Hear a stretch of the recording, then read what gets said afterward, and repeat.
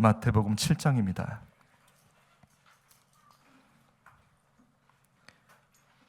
마태복음 7장 11절과 12절 말씀을 보시겠습니다. 마태복음 7장 11절과 12절 말씀, 제가 11절을 읽고 우리 성도님들은 12절을 읽어주십시오.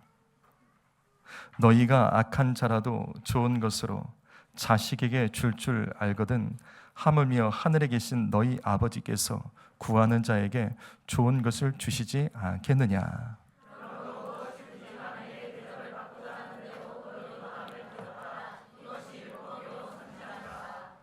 아멘. 아버지는 좋은 것을 주십니다. 오늘 말씀의 제목입니다. 여러분, 지난 시간 말씀을 기억하십니까? 구약 성경에는 하나님을 아버지라고 부르는 말씀이 그 많은 그 긴 말씀에서 15번밖에 나오지 않습니다.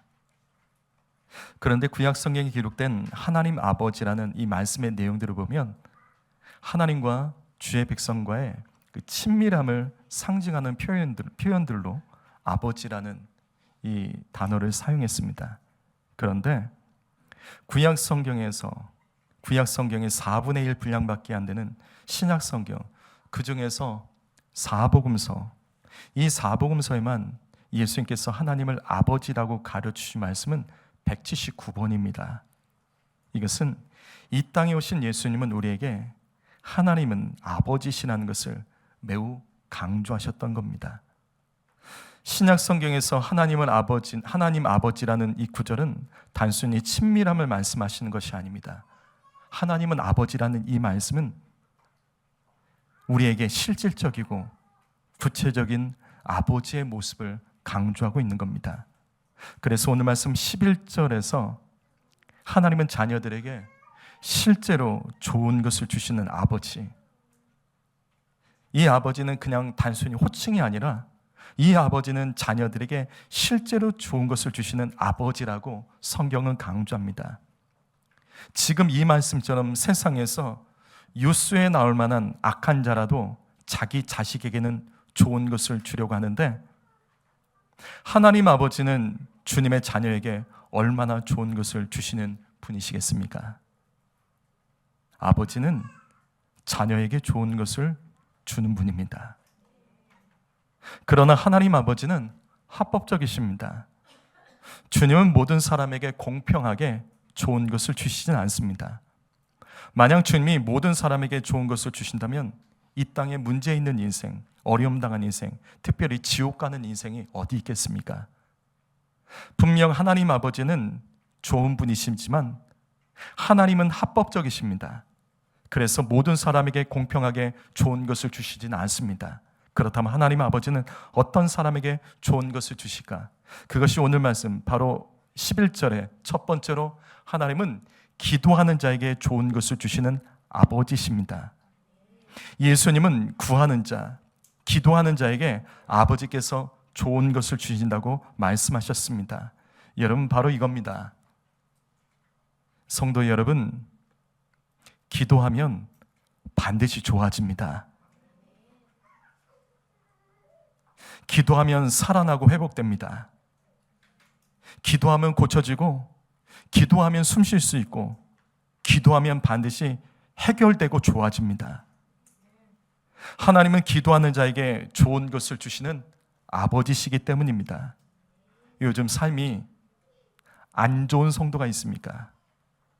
분명 열심히 살아가는데 수고하고 애쓰지만 좋아지지 않는 성도가 이 자리에 있습니까? 갑자기 잠잠했던 문제가 다시 터지고 어려움을 겪는 성도가 우리 가운데 있습니까? 그렇다면 여러분, 이 말씀 기억하시며 기도 점검하셔야 됩니다. 여러분, 기도를 점검하십시오. 한 주간 얼마를 기도하셨습니까?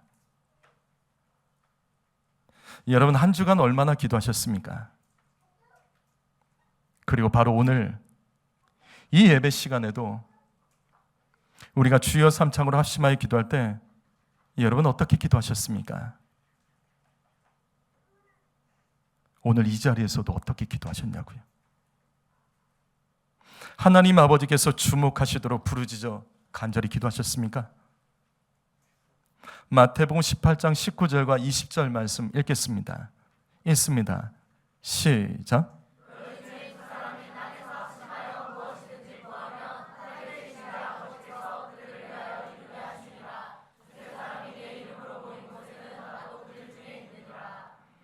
이 말씀은 예수님께서 임마누엘의 비밀을 가르쳐 주신 말씀입니다. 하나님은 어떤 사람과 함께 하시나? 하나님은 어떤 자들과 함께 하실까? 두세 사람이 예수의 이름으로 모인 곳에 주님은 그들 중에 함께 하신다.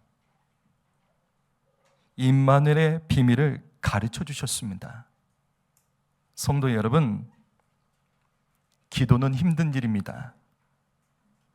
기도는 힘든 거예요. 그래서 사람들은 기도의 능력을 알지만 기도를 하지 않습니다. 왜? 힘들어서. 기도는 힘든 일입니다. 그런데 더 힘든 거는요, 혼자 기도하는 게 더 힘듭니다. 기도는 힘든데 혼자 기도하려면 더 힘듭니다. 그래서 예수님도 변화산 기도의 사건에서 겟세마네 동산에서 제자들과 함께 기도하셨습니다. 하나님께서는 두세 사람이 함께 모여 기도하는 자들 가운데 임마누엘 하십니다. 여러분, 이 말씀 믿으셔야 합니다. 두세 사람이 주님의 이름으로 함께 기도하면 땅에서 무엇을 구하든지 하늘에 계신 아버지께서 좋은 것을 이루어 주십니다.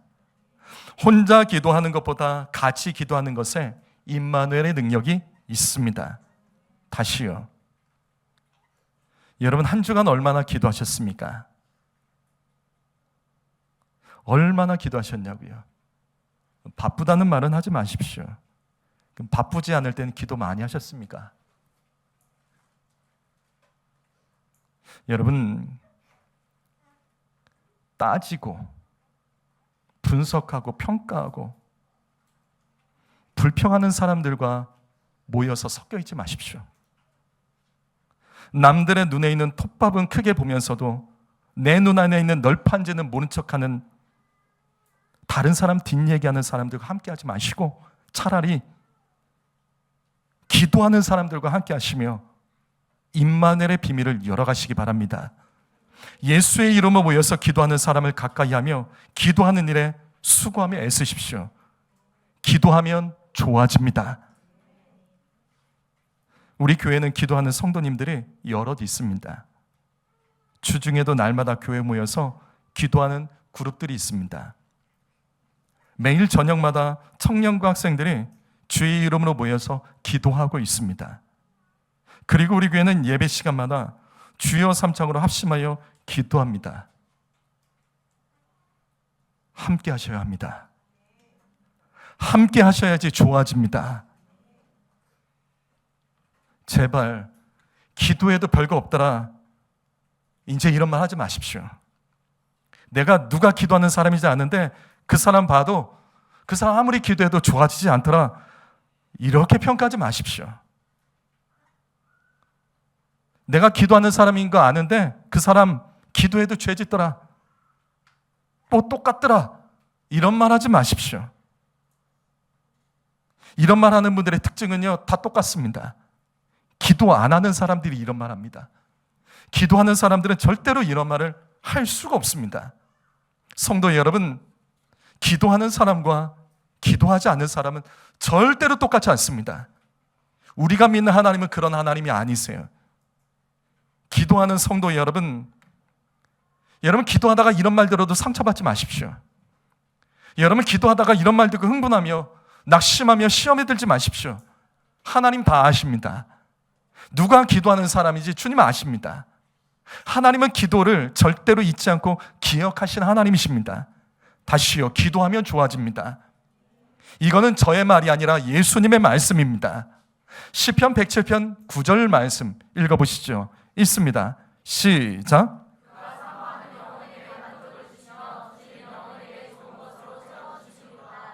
하나님 아버지는 주의 도움을 간절히 사모하며 주의 도움에 줄인 영혼에게 좋은 것을 채워주시는 아버지십니다. 바로 이겁니다. 기도해야지 채워집니다. 여러분, 기도를 채워야지 삶에 부족한 것이 채워집니다. 하나님은 빼앗는 분이 아닙니다. 주님은 채워주시는 분입니다. 그런데 다시요, 하나님은 합법적이세요. 모든 사람을 다 채워주지는 않습니다. 주님은 먼저 기도하는 사람을 채워주시는 아버지십니다. 그래서 시편 81편 10절 말씀, 내 입을 크게 열라 내가 채우리라. 입을 여셔야 됩니다. 내 입을 주님을 향하여 크게 열면 크게 여는 만큼 주님께서 채워줍니다. 입을 크게 여시고 기도해야 됩니다. 주님 앞에 입을 여는 것은요, 기도밖에 없습니다. 부르짖어 간절히 기도하며 우리의 입을 크게 열 때 주님은 열린 만큼 좋은 것으로 채워주시는 아버지십니다. 지금 우리의 삶 가운데 부족한 것이 있습니까? 여러분의 삶에서 지금 채워지지 않는 무언가가 있습니까? 그렇다면 이 말씀을 붙잡으십시오. 기도해야 채워집니다. 기도하면 반드시 좋아집니다. 기도하면 나빠지지 않습니다. 기도하면 하나님 아버지는 좋은 것을 채워주십니다. 그러나 기도라고 다 같은 기도는 아니에요. 더 입을 여십시오. 더 입을 크게 열고 기도하십시오. 그 열린 크기만큼 아버지께서 채워주십니다. 이것은 주님의 말씀입니다. 두 번째로, 하나님은 정직한 자에게 좋은 것을 아끼지 않고 주시는 아버지십니다. 여기 시편 84편 11절 말씀, 이 말씀 우리 큰 소리로 읽어보시죠. 읽습니다. 시작.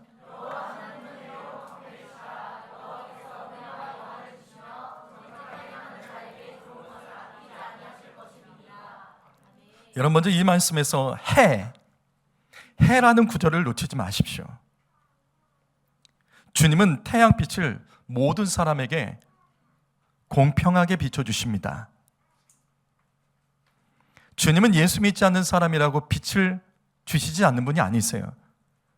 주님은 해를 모든 사람에게 공평하게 비춰주십니다. 그런데 방패는 아니에요. 방패는 아닙니다. 하나님은 모든 사람에게 공평하게 빛을 비춰주시지만 모든 사람을 공평하게 방패로서 지켜주시고 보호해 주시지는 않습니다. 그래서 시편 7편 10절 말씀, 나의 방패는 마음이 정직한 자를 구원하시는 하나님께 있도다. 여러분, 방패는요, 하나님께서 정직한 자에게 허락하십니다. 주님은 정직한 자에게 방패가 되시며 좋은 것을 아끼지 않고 주시는 하나님이십니다. 그런데 여기서 정직한 자라는 뜻, 여기 정직하다는 뜻은 히브리어로 타밈이라는 뜻입니다. 이거는 완전하다는 뜻이에요.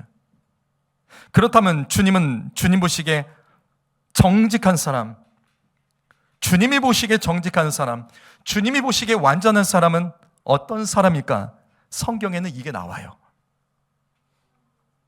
첫 번째로, 하나님과 동행하는 사람이 정직한 사람, 완전한 사람입니다. 구약 성경 창세기 6장 9절을 보면 노아를 이렇게 소개합니다. 노아는 의인이요 당대 완전한 타밈, 완전한 자다. 그는 하나님과 동행하였으며. 성도 여러분, 이번 한 주간 하나님과 동행하셨습니까? 여러분, 이번 한 주간 주님과 동행하셨습니까? 동행했다면 그 증거는 뭐죠? 하나님께서는 사람을 창조하실 때 영혼만 창조하신 것이 아니라 몸도 창조해 주셨습니다. 여러분, 내 마음을 믿지 마세요. 마음은 믿는 것이 아니라 성경에 보면 지켜야 할 것입니다. 마음은 믿는 것이 아니라 지켜야 될 거라고요. 마음은 내가 지켜야 되는 거예요. 내 몸을 보면 마음을 알 수 있습니다. 하나님과 동행했던 사람은 몸이 하나님과 가까울 수밖에 없습니다. 교회를 가까이 하십시오. 기도하는 자리를 가까이 하십시오. 말씀과 기도와 찬양이 있는 것을 가까이 하십시오. 그 사람이 하나님과 동행하는 사람이죠. 이처럼 노아는 하나님과 동행했던 정직한 사람이었습니다. 그래서 하나님께서는 모든 사람에게 공평하게 해를 비춰주셨지만 방패가 되어주시진 않았죠.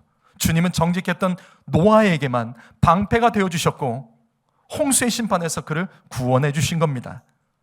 이처럼 하나님께서는 주님과 동행하는 정직한 사람에게 좋은 것을 아끼지 않고 주시는 아버지십니다. 창세기 17장 1절 말씀 보면 아브라함의 이야기가 나와요. 아브라함이 99세 때 여호와께서 아브라함에게 나타나서 그에게 이르시되 나는 전능하신 하나님이라 너는 내 앞에 행하고 완전하라. 탐임, 완전하라고 말씀하십니다. 여러분, 아브라함도 하나님과 동행했던 사람입니다.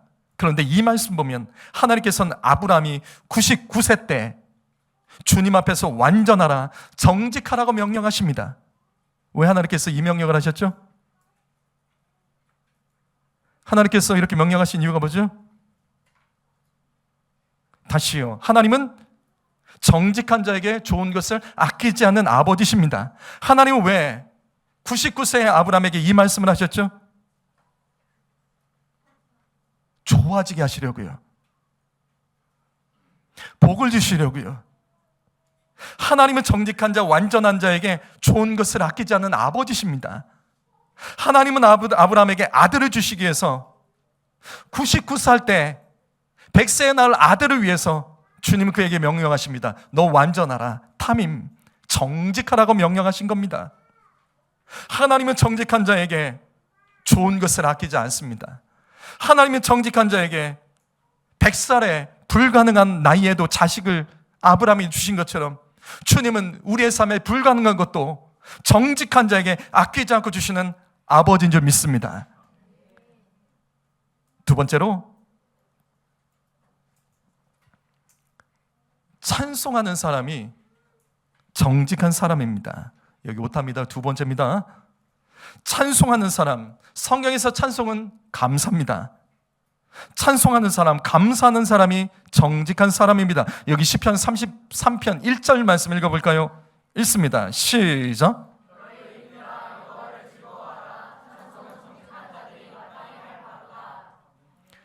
찬송은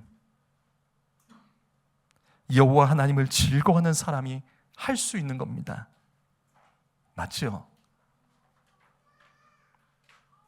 찬송은 감사를 뺏기지 않고 주님을 기뻐하는 사람이 할 수 있는 겁니다. 그래서 찬송은 정직한 자들이 마땅히 할 수 있는 거예요. 성도 여러분, 여러분의 찬송과 찬양을 점검하세요. 오늘도 찬양의 시간이 있었죠. 어떠셨죠? 요즘 여러분의 찬양과 찬송은 어떠십니까? 다시 반복합니다. 여호와를 즐거워하고 감사를 빼앗기지 않는 사람이 찬송할 수 있습니다. 맞죠? 시험에 든 사람이 찬송이 잘 됩니까? 죄 짓고 넘어진 사람이 찬양이 되냐고요? 자기 문제에 묶여있는 사람은 찬송할 수 없습니다. 그것과 상관없이 그래도 난 여호와 하나님으로 말미암아 기뻐하고 즐거워하리로다, 그 믿음 가진 사람이 찬송할 수 있습니다. 찬양할 때 입이 열리지 않는 성도들이 있습니까? 찬양하기가 어렵고 찬양 시간에도 지쳐있는 사람들이 있죠. 분명 찬양은 하는데 힘이 없이 찬양하는 분들이 있죠. 무엇 때문이죠? 무엇이 나의 찬양을 가로막는 거죠? 무슨 문제가 있으십니까? 성도 여러분, 잘 들으십시오. 우리의 삶의 진짜 문제 중에 하나는 찬양을 못한다는 거예요. 찬송은 온전하고 정직한 자에게 하나님께서 그 찬송을 받으시고 축복하십니다. 하나님은 온전히 정직하게 찬양하는 자, 좋은 것을 아끼지 않고 주시는 하나님이십니다. 그래서 예배 시간이 복된 시간이에요. 우리가 예배만 잘 드려도 분명 복 받는 거 맞습니다. 예배 시간에 말씀 듣고 기도하고 찬양하는 거, 이게 아무것도 아닌 것 같죠? 이게 하나님과 동행하는 겁니다. 우리가 예배 시간에 말씀 듣고 기도하고 찬양하는 것, 이게 우리의 삶이 완전해지고 좋아지는 비결이라고요. 성도 여러분, 어떤 상황이 생겨도 예배 시간에 찬양 빼앗기지 마십시오. 찬양만 안 뺏겨도 우리는 여호와를 즐거워하며 주님은 진정으로 좋은 것을 우리에게 아끼지 않는 아버지십니다. 세 번째로 기도하는 사람이 정직한 사람입니다. 잠언 15장 8절 말씀, 악인의 제사는 여호와께서 미워하셔도 정직한 자의 기도는 그가 기뻐하시느니라. 여러분, 이 말씀에서 무엇이 보이시죠? 여러분은 이 말씀에서 무엇이 깨달아지십니까? 여러분 자세히 보세요. 이 말씀에서 무엇이 보이시죠?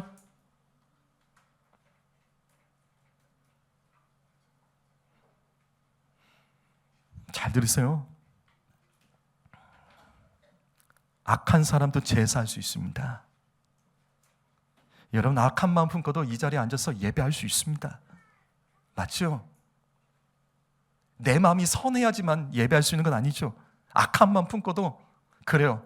앉아서 찬양하지 않고 기도하지 않을 수는 있지만 어쨌든 앉아서 예배하는 척이라도 할 수 있어요. 하지만 기도는 아닙니다. 기도는 아닙니다.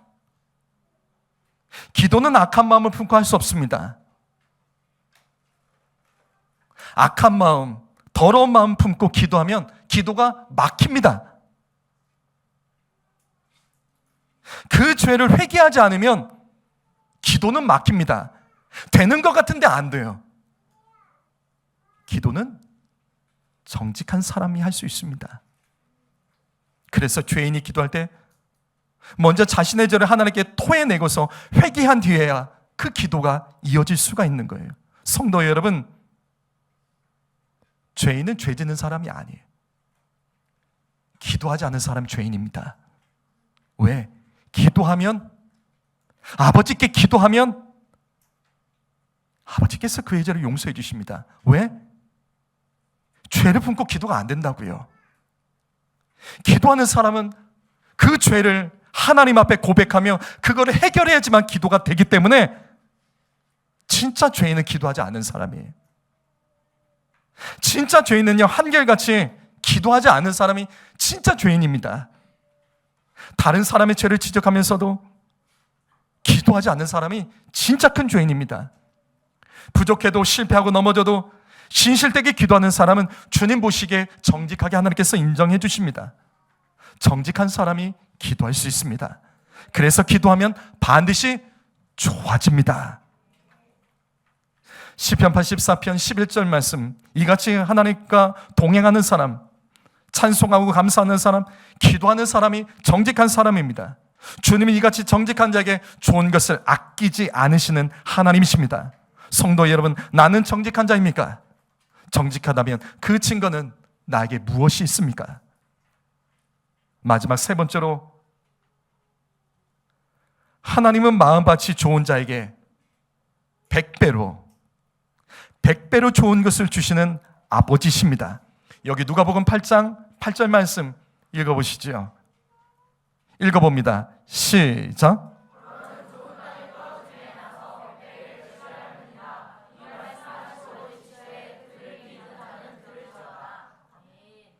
귀 있는 자는 들을지어다. 귀 있는 자는 들을지어다. 이것은 예수님의 말씀 중에 가장 강조하는 말씀입니다. 주님은 말씀 중에 가장 강조할 때 항상 이 말씀을 하세요. 놓치지 말아야 될 말씀. 이 말씀을 절대 뺏기지 말아야 되고 기억해야 될 말씀에 대해서는 귀 있는 자는 들으라라고 말씀하십니다. 이 말씀은 씨 뿌린 자의 비유 중에 한 부분이에요. 여러분, 예수님께서 가르쳐준 비유 중에 가장 중요한 비유는 두 개입니다. 씨 뿌리는 자의 비유와 가라지 비유. 왜죠? 왜 예수님의 그 많은 비유 중에 씨 뿌리는 자의 비유와 가라지 비유가 가장 중요할까? 그 이유는 간단합니다. 예수님께서 비유 중에 유일하게 해석해 주신 것이 이 두 개밖에 없어요. 씨 뿌린 자의 비유와 가라지 비유. 이 비유는 다른 해석으로 하면 안 돼요.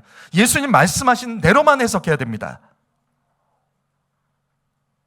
그 중에서 더 중요한 비유가 씨 뿌린 자의 비유입니다. 왜냐하면 씨 뿌린 자의 비유는 예수님께서 직접 해석해 주셨을 뿐만 아니라 예수님 비유 중에 가장 긴 비유예요. 가장 길어요. 내용이 가장 긴 비유가 씨 뿌리는 자의 비유입니다. 씨 뿌리는 자의 비유는 4개의 밭이 나오죠. 길가, 돌밭, 가시덤불밭, 좋은 땅. 지금 이 말씀은 좋은 땅의 말씀입니다. 그리고 예수님은 이 말씀을 해석해 주세요. 그것이 누가복음 8장 15절 말씀. 좋은 땅에 있다는 것은 착하고 좋은 마음으로 말씀을 듣고 지키어 인내로 결실 100배를 하는 자다. 예수님은 좋은 땅, 그것을 좋은 마음밭으로 말씀하시며 여기에 말씀이 심어지면 하나님 아버지께서는 좋아지게 하신다는 겁니다. 100배로 100배의 열매가 맺어지도록 좋아지게 하십니다. 성도 여러분, 바로 이겁니다. 마음밭이 착하고 좋으면 반드시 좋은 일이 있습니다. 그러면 마음밭이 좋은 사람은 어떤 사람일까? 마음밭이 좋은 사람은 어떤 사람일까? 여러분, 내 마음이 좋은 마음이지, 내 마음이 하나님 보시기 좋은 마음이지, 우린 그것을 어떻게 할 수 있을까요? 그것이 바로 이 말씀이라고요. 첫 번째로 좋은 마음으로 말씀을 듣는 사람이 마음밭이 좋은 사람이에요.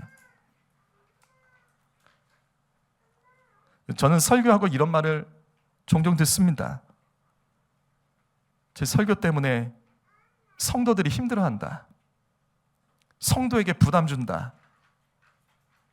또 어떤 사람은 나 들으라고 한 말이다 하며 흥분하는 분들이 계세요. 그래요. 교회 오면 마음이 편하고 쉼이 있어야 되는데 말씀이 나를 힘들게 할 때가 있지요. 말씀 듣고서 부담될 때가 있습니다. 그래서 말씀 듣고 교회 나오기가 불편하다고 말하는 소리가 전달될 때도 있습니다. 성도 여러분, 이 설교 말씀이 목사의 말이 아니라 그 말씀이 성경에서 벗어나지 않은 성경 그대로의 말씀이라면 좋은 마음으로 말씀을 들어주십시오. 여러분, 우리는 죄인입니다. 그러나 우리가 듣고 있는 이 말씀은 하나님의 말씀은 완전하고 거룩합니다. 죄인이 어떻게 이 완전한 말씀을 들을 수 있냐고요? 감당할 수 있냐고요? 그래서 말씀이 나의 생각과 나의 삶과 나의 선택과 나의 모습과 충돌이 일어나는 건 당연한 거예요. 내가 불편하고 힘들어하는 말씀이 그래도 누군가에게는 그 말씀 때문에 자유해지고 치유받고 은혜받는 성도도 있다는 것을 아십니까? 성도 여러분, 착하고 좋은 마음으로 말씀을 듣는 사람은 하나님께서 그가 마음 먹고 선택한 대로 좋은 것을 주십니다. 말씀을 들을 때 강팍한 마음이 아니라 지금 이 말씀처럼 착하고 좋은 마음으로 말씀을 듣는 사람이 그 사람 마음밭이 좋은 사람입니다. 두 번째로, 들은 말씀을 인내하며 순종하는 사람 마음밭이 좋은 사람입니다. 말씀에 순종한다는 것은 그 사람이 말씀을 좋은 마음으로 들었다는 뜻이죠. 다시요. 말씀에 순종하는 것은 내가 말씀을 좋은 마음으로 들었다는 뜻이에요. 말씀을 좋은 마음으로 듣지 않는 사람은 순종을 할 수가 없죠. 성도 여러분, 심는 대로 거두는 겁니다. 좋은 마음으로 말씀을 듣고 순종한 사람은 반드시 아버지께서 100배로 좋은 결실을 허락해 주십니다. 하지만 이 말씀 놓치지 마십시오. 인내해야 됩니다. 여기서 인내라는 구절을 놓치지 마십시오. 열매의 마지막은 반드시 인내의 복입니다. 여러분, 열매의 마지막은 인내의 복이라고요. 인내하지 않으면 열매가 없습니다. 아버지께서 좋은 것을 주신다는 사실을 믿는다면 인내할 줄 알아야 됩니다. 좋은 열매는 다 인내의 결과입니다. 오래 참고 기다린 열매가 좋은 열매입니다. 사랑하는 성도 여러분, 오늘 이 말씀을 기억하며 우리의 삶에 좋은 마음으로, 선하고 좋은 마음으로 말씀을 듣고 그 들은 말씀을 순종하며 인내하는 사람의 마음밭, 주님께서는 반드시 100배의 결실을 거두게 하시는 아버지 하나님인 줄 믿습니다. 오늘 말씀 마무리합니다. 마태복음 7장 11절 말씀, 하나님은 아버지십니다. 아버지는 자녀에게 좋은 것을 주기 원하십니다. 여러분, 지난 시간 말씀 기억하십니까? 가정에서 아버지와 자녀들의 관계가 건강한 사람이 하나님 아버지와도 관계가 막히지 않고 건강할 수 있습니다. 성도 여러분, 가정에서 부모님과의 관계가 건강하지 않은 사람은 절대로 이 말씀에 은혜가 되지 않습니다. 여러분 중에 부모와 관계가 좋지 않은 성도가 있습니까? 특별히 아버지 원망하고 아버지 저주하는 분들이 계십니까? 자, 그럼 성도님들과 대화를 나눠보면 부모 원망하는 사람이 참 많아요. 그렇다면 그 사람은 좋은 부모가 될 수 없습니다. 저는 오늘 말씀을 한 가지 영상으로 마무리하고 싶습니다. 저는 설교 때 영상이나 예화를 쓰지 않습니다. 그런데 이 영상은 오늘 말씀과 잘 연결이 되기 때문에 같이 나누고 싶습니다. 이 영상은 10년 전에 한 보험회사가 실제로 만든 영상이에요. 이 영상은 한 가지 질문으로부터 시작이 되죠. 앞으로 당신이 1년밖에 살지 못한다면, 자, 둘 중에 하나를 선택한다면 어떤 걸 선택하시겠습니까? 꿈을 이루는 것과 5억 원 중에, 자, 다시 10년 전 영상이에요. 10년 전에 5억이라니까 이건 지금 5억과는 좀 거리가 멀죠? 더 많은 금액이에요. 어쨌든 10년 전에 1년밖에 못 산다면 꿈을 이루는 것과 5억 원 중에 무엇을 선택하시겠습니까? 이 영상은 이 질문에서부터 시작이 됩니다. 여러분 어떠세요? 여러분 어떤 걸 선택하시겠어요? 영상을 보실까요? 영상 틀어주세요.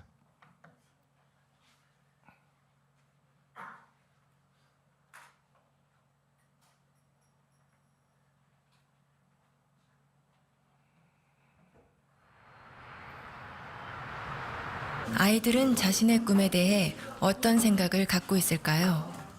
한 고등학교를 찾아가 청소년의 꿈을 스케치하다라는 주제로 의식조사 프로그램을 촬영하기로 했습니다. 안녕하세요. 수능 잘 봤어요? 다들 시선을 피하는데 오늘 얘기할 거에 대해서 조금 학생들이 생각하는 꿈은 과연 무엇일까요? 질문지를 갖고 왔어요. 이제 죽기 전에 꼭 해보고 싶은 당신의 꿈은 무엇인가요? 이게 버킷리스트라고 하죠, 요즘에.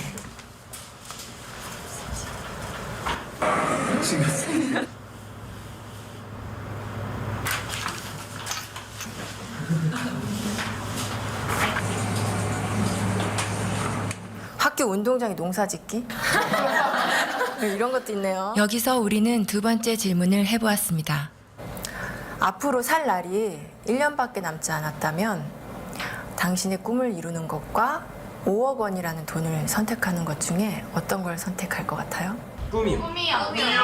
제 이름을 세상에 알리고 죽는 게 의미 있다고 생각합니다. 꿈을 이뤄서 5억보다 더 많은 돈을 벌면 돼요. 나 1년밖에 안 남았는데 끝까지 해야죠. 롤스로이스 타고 싶어요. 제가 먹고 싶은 치킨 먹고 튀기면서 살 거예요. 꿈은 솔직히 5억보다 더 큰 가치가 있다고 생각해요. 잠시만요.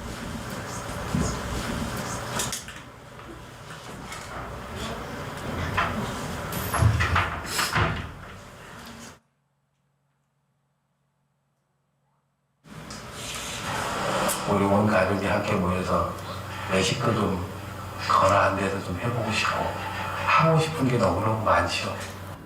아들이랑 둘이 배낭여행 한번 가고 싶어요. 맛집 투어? 아들이랑?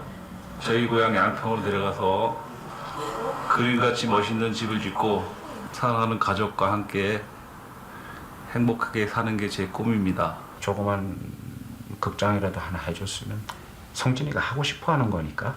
그 많은 추억이나 또 집사람한테 그동안 못 해준 거 그런 것만 생각나더라고요.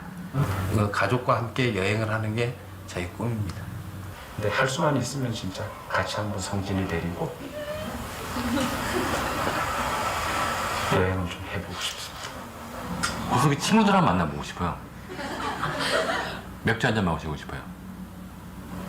맥주 괜찮죠?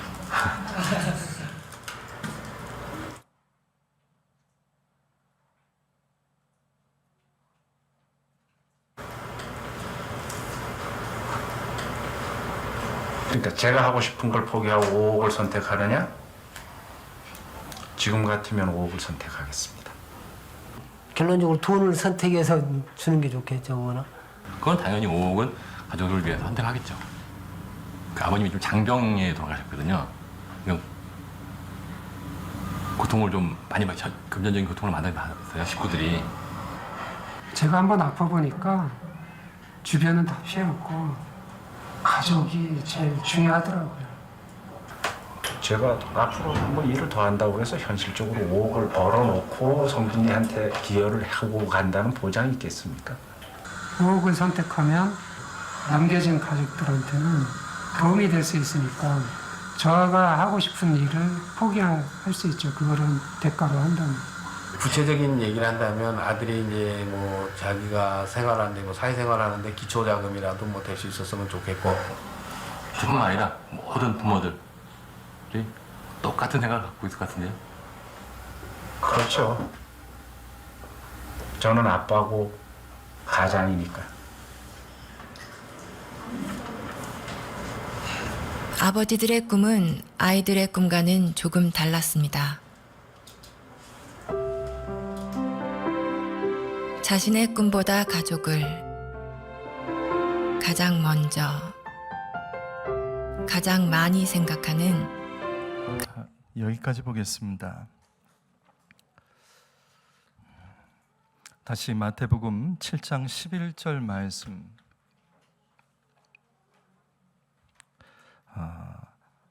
이 악한 부모라도 자식에게 좋은 것을 주려고 합니다. 여러분의 부모님들은 자녀들에게 언제나 좋은 것을 주려고 했습니다. 단지 표현이 조금 미숙하고 서툴었을 뿐이죠. 지금 이 영상을 보시는 부모님들은 마음이 다 똑같을 겁니다. 자식을 키우는 부모님들은 지금 이 영상의 내용이 무엇인지를 압니다. 그리고 여기 있는 학생들, 젊은이들도 꿈을 쫓겠지만 나중에 여러분이 부모가 되면 지금 이것과 똑같은 말을 할 겁니다. 다시요. 아버지는 좋은 것을 주시는 분입니다. 절대로 나쁜 거 주지 않습니다. 하나님 아버지가 동일하십니다. 사랑하는 성도 여러분, 오늘 이 말씀 기억하시면서 하나님이 얼마나 좋은 분인지 우리 알아야 됩니다. 그리고 그걸 진정으로 알길 원한다면 여러분 안에서 부모님과의 관계가 건강해야 됩니다. 부모 여러분, 여러분의 부모님을 더 사랑하시고 우리 자녀들은 여러분의 부모님의 말씀에 순종하시며 부모님은 항상 나에게 좋은 것을 주시는 분이라는 것을 믿고 순종하십시오. 이 태도가 만들어진 사람이 하나님과의 관계도 건강하고 하나님 아버지가 주시는 그 좋은 것들을 다 받을 수 있는 인생이 될 것을 믿습니다. 이 시간 다 같이 그 자리에서 일어나시죠.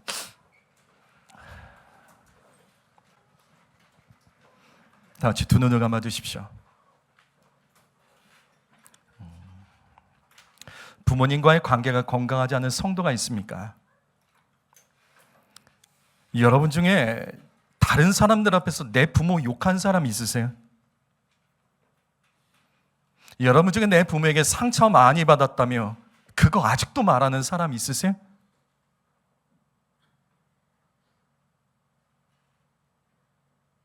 그렇다면 자녀들은 부모에게 상처 안 줄까? 자녀들은 부모의 마음을 정말 이해하고 있는 건가? 자녀들을 직접 키워보니까 어떠세요? 부모님 마음을 조금 이해할 수 있겠죠. 우리 안에 부모에 대한 원망이 있었던 성도가 있다면 그거 다 회개하시고 여러분의 부모님을 축복하십시오. 여러분의 부모님이 먼저 돌아가셨다면 여러분 기회를 잃은 겁니다. 살아계실 때 잘하시지. 지금은 잘하고 싶어도 못할 겁니다. 이게 바로 내 부모를 공경하라 시한부 계명입니다. 부모님 살아계실 때만 지킬 수 있는 계명. 다른 거는 내가 언제든지 마음먹으면 지킬 수 있지만 이 계명만은 부모님이 살아계시지 않으면 지킬 수 없습니다. 그렇기 때문에 부모님을 기억하시며 내가 지었던 죄를 회개하고 내 자녀에게 좋은 부모가 되기를 원한다면 여러분이 부모님과의 관계가 건강해야 됩니다.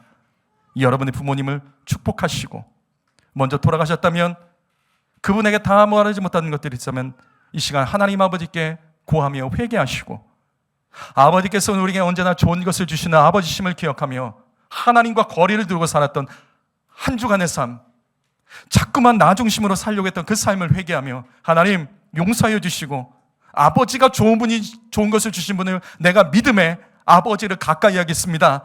내 삶을 고쳐나가겠습니다. 이 시간 결단하며 주여 3자로 동성으로 간절히 부르짖어 기도합니다.